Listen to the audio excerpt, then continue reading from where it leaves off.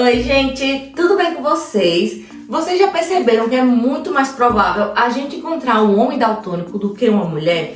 E também é muito mais fácil a gente encontrar ali uma história de um homem com a mão no volante, postando ali com o relógio, tocando um sertanejo, do que uma mulher? Pois bem, vocês já pararam para pensar por que isso acontece? E sim, minha gente, isso tem relação direta com a herança sexual. Na verdade, só o primeiro caso aí, o daltonismo, que tem relação com a herança sexual, né? Comprovado cientificamente. Mas eu tenho uma teoria de que esse histórico amoroso também faz parte da herança sexual. Pois é, galerinha, o tema do vídeo de hoje é herança sexual. Ai, Thaís, a gente vai falar de dinheiro? Não. Ai, a gente vai falar de formas de ganhar dinheiro? Não. A gente vai falar de forma de ser herdeiro? Também não. A gente vai falar de um tipo de herança genética. Mas não sai daí só porque eu falei a palavra genética. Fica que é muito legal esse assunto. Meu nome é Thaís Magalhães e mais uma vez, como sempre, sejam muito bem-vindos para mais um vídeo aqui neste canal.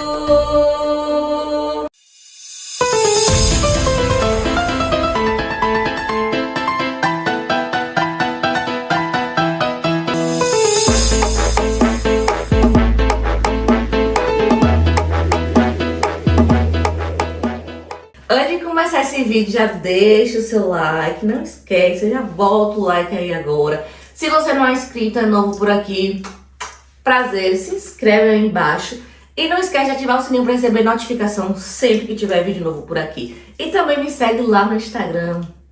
Eu nunca sei o que falar na parte do Instagram. Anteriormente neste canal, bom, gente, em vídeos anteriores eu expliquei ali quais são os tipos de herança? O que é uma herança monogênica, multifatorial, herança não clássica. Então tem um vídeo só resumindo ali os tipos de heranças. Tem também aí um vídeo falando sobre o tipo de herança monogênica autossômica. E hoje nós também vamos ver um tipo de herança monogênica, só que dessa vez é sexual. Então vamos lá, vamos aos slides. Hello, Thaís Pliquetes. Então já estamos aqui nos slides. E vamos começar a nossa aula sobre esse tipo aí de herança monogênica ou herança clássica, chamada de herança sexual. Então, só para fazer uma leve revisão aqui, os tipos de heranças que existem são herança clássica ou monogênica, herança multifatorial e herança não clássica. Então, o foco da aula de hoje, é aqui na herança clássica ou monogênica. Mas por que é clássica ou monogênica? Porque vai ali seguir os princípios de Mendel. Então a gente vai estar analisando ali um gene. Só que ao contrário da herança que a gente viu autossômica, dessa vez a gente vai estar analisando um gene nos cromossomos sexuais, no X e no Y. Eu já dei spoiler do que vem. Então, esse tipo aí de herança clássica ou monogênica vai seguir ali as leis de Mendel, só que, como vocês lembram, nós temos os cromossomos autossômos, né? E os cromossomos sexuais. Então, nosso foco da aula de hoje vai ser aí nessa herança, chamada de herança sexual, porque vai ser dos cromossomos sexuais, tá? E aí já tem vídeo, tá? Dos cromossomos autossômicos aqui no canal. Bom, mas é de bom tom que... que a gente dê uma olhadinha ali no contexto histórico, minha gente. O contexto histórico ali é a fofoca do que estava rolando na época. O que estava rolando ali nos bastidores da época aí, que descobriram essa herança sexual. Então, um pouco antes dessa herança sexual ser descoberta, veio a teoria cromossômica da hereditariedade. Essa teoria foi proposta por dois cientistas, Walter Sutton e Theodore Boveri, separadamente, tá? E depois juntou, e aí também é chamada de teoria de Sutton-Boveri. O que é que eles falavam? Primeiro, o Sutton estava lá trabalhando com seus insetos, e aí ele trabalhava lá com os cromossomos, e aí ele percebeu que os cromossomos homólogos segregavam independentemente. Então, segundo ele, os cromossomos homólogos iam seguir ali a base biológica para os princípios de hereditariedade de Mendel. Então, ia segregar ali, como Mendel falava. E aí depois Theodore Boveri veio e descobriu que os genes estavam localizados nos cromossomos. Então fazia todo sentido as leis de Mendel, os genes segregarem, enfim, tem um vídeo só disso aqui explicadinho.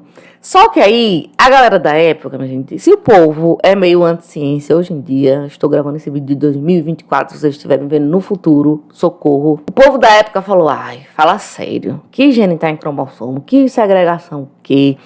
E aí, minha gente, veio o nosso queridinho Thomas Morgan, que é esse cara aqui, ó, na metade do século XX, que ele falou bem assim, vocês não estão acreditando nessa teoria, não? Pois agora eu vou provar essa teoria. O que é que ele fazia? Ele trabalhava com a Drosophila melanogaster, que são aquelas mosquinhas das frutas, as famosas mosquinhas da genética. E aí, ó, vou chamar uma aqui, ó, que bonitinha. Ele reparou que elas tinham olhinhos vermelhos. E aí ele falou, ai, bora fazer cruzamento, bora fazer cruzamento. Foi surgindo mosca, foi surgindo mosca, foi surgindo mosca. E aí ele falou assim, rapaz, só tem mosca aqui de olho vermelho. Às vezes eu penso que eu não tenho maturidade para dar aula. Mas aí ele fazendo lá os cruzamentos, ele observou que tinha uma mosquinha de olho branco. Ele falou, oxê, o que é que rolou aqui? E aí ele reparava que as mosquinhas de olho branco eram muito mais raras do que as de olho vermelho. Ele falou, não, peraí, tem alguma coisa acontecendo aqui. Bora lá estudar. E aí ele pegou uma mosquinha fêmea do olho vermelho, que eu vou representar só por X, tá? Que é só para vocês entenderem que é a fêmea. E uma mosquinha macho do olho branco. Na verdade, ele procurou, ele só achou macho. Então, só tem macho do olho branco, vai tu mesmo. E aí, fazendo esses cruzamentos, a prole dava sempre 100% de olho vermelho. Não importa se era homem, se era mulher. Homem e mulher não, né? Não importa se era mosquinha macho, mosquinha fêmea. A geração F1 sempre dava ali com os olhos vermelhos. Aí ele falou, interessante. Eu lembro que quando o Mendel fazia isso com as ervilhas, né, que pegava uma ervilha verde e amarela, a geração F1 dava toda amarela. E aí na geração F2, a verde voltava a aparecer. Será que seria o caso? E aí, olha só, esquecendo de passar o slide. E aí ele falou bem assim, não, vamos pegar aqui essa geração F1, né, que todo mundo saiu com o olho vermelho, e bora cruzar. Será que vai seguir aí os princípios de Mendel? Será que vai aparecer aí um olhinho branco? Porque ele já estava ali desconfiando que o olho branco era recessivo, né? E aí, minha gente, apareceu uma fêmea com olho vermelho, outra fêmea com olho vermelho, um macho com olho vermelho e um macho com olho branco.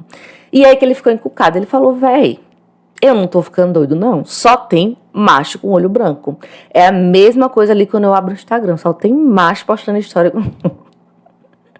Ai, gente, desculpa. Eu tenho muito preconceito com quem posta história com a mão no volante. Aí ele pensou, tá seguindo as leis de Mendel. Tá aparecendo ali que é só de um gene que a gente tá falando. Mas está acontecendo apenas no sexo masculino.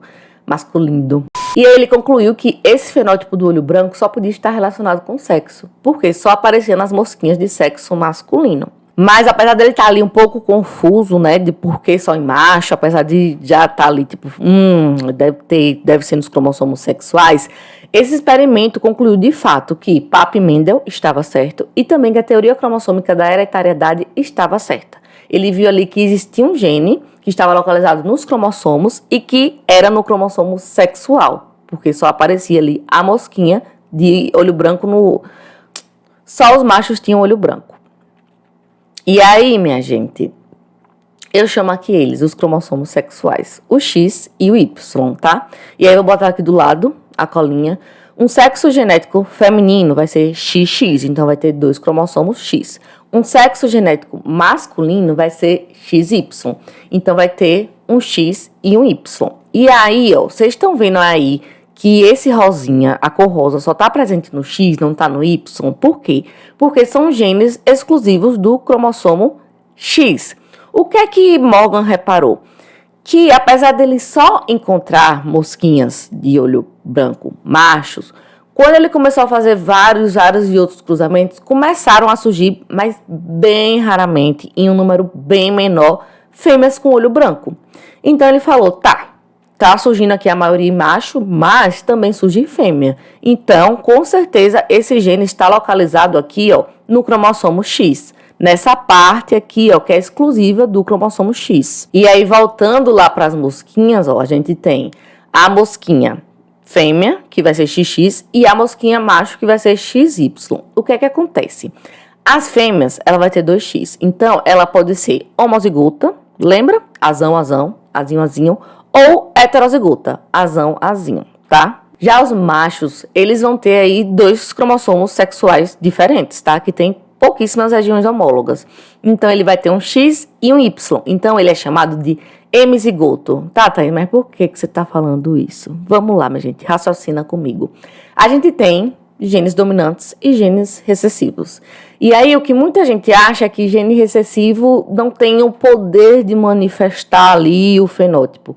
Mas não é bem assim, não é que ele não tem o poder, é que o dominante vai lá e fala, você não vai exibir seu poder, eu vou lhe ofuscar mesmo. Então, as fêmeas, para exibirem uma característica recessiva, elas têm que ter 2 cromossomos com genes recessivos, certo?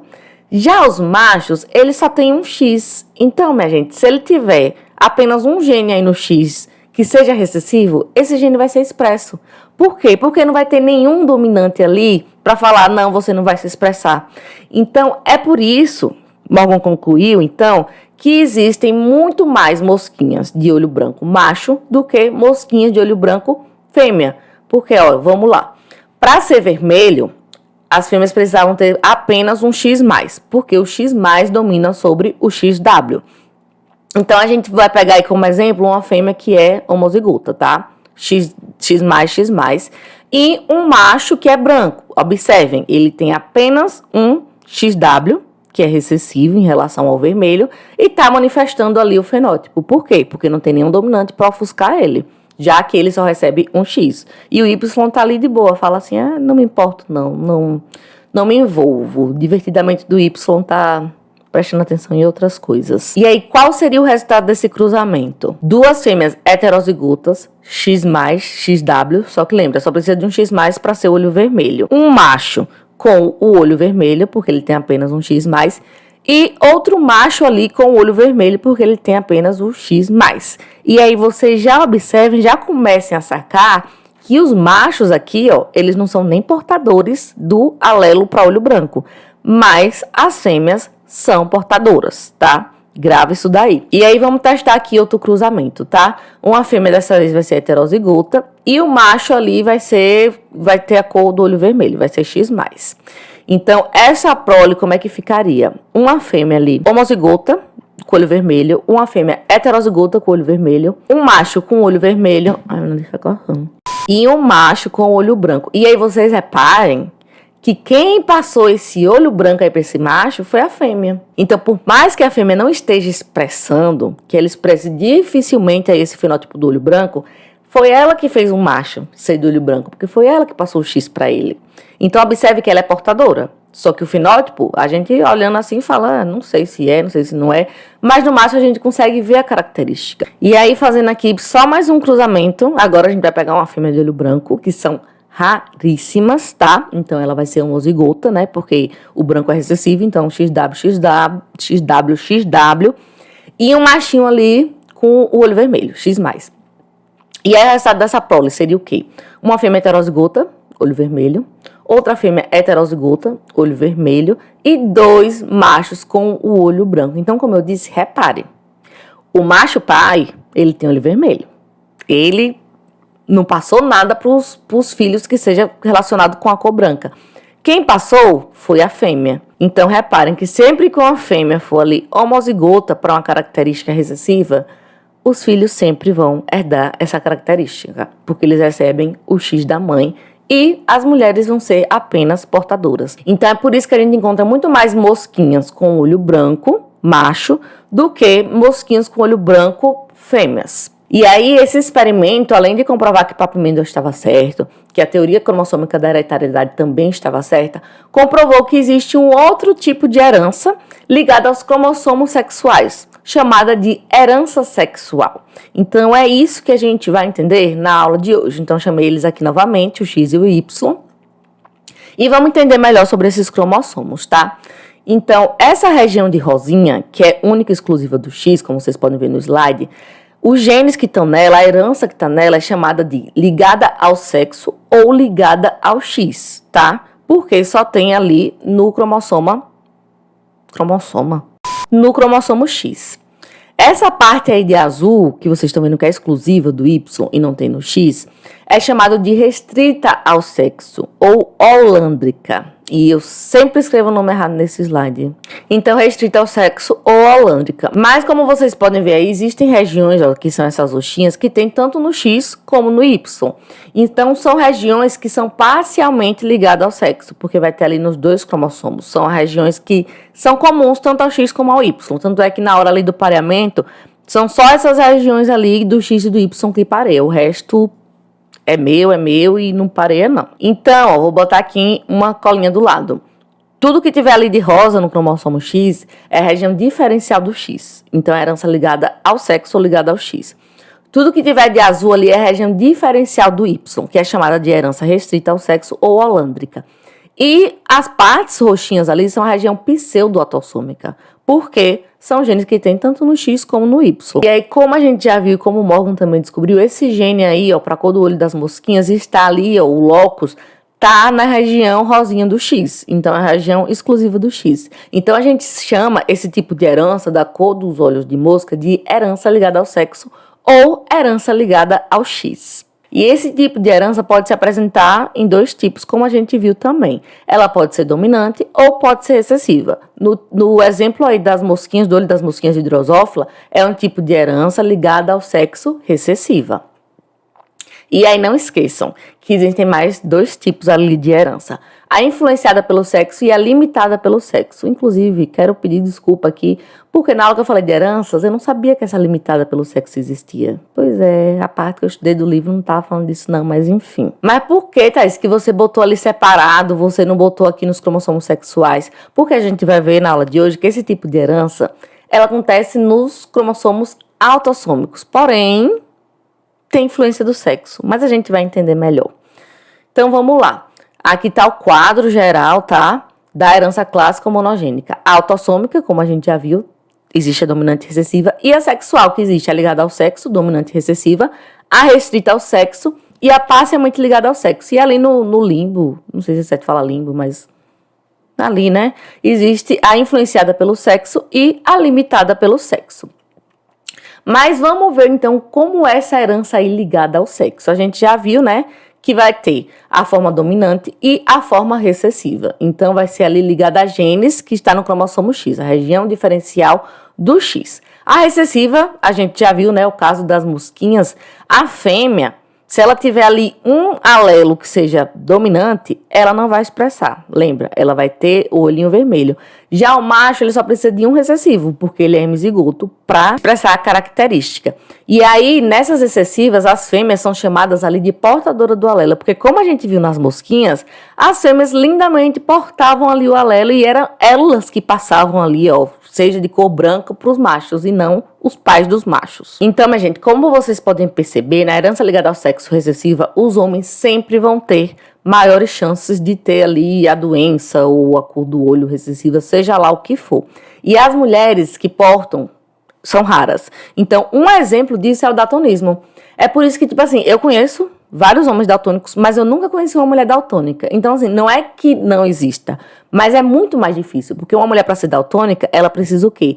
De 2x que portem ali o gene recessivo. E o homem só precisa de 1x que porte o gene recessivo. E o tanto de mulher que não deve ter aí, que é heterozigota e que tem um gene recessivo e que passa pro macho, não tá no histórico. E mais uma vez, lembrando, tá, que não é porque é recessivo que não tem o que expressar. Tem. Só que como o dominante não deixa, mas nos machos, o dominante não existe, né, nesse caso aí. Então só tem um recessivo.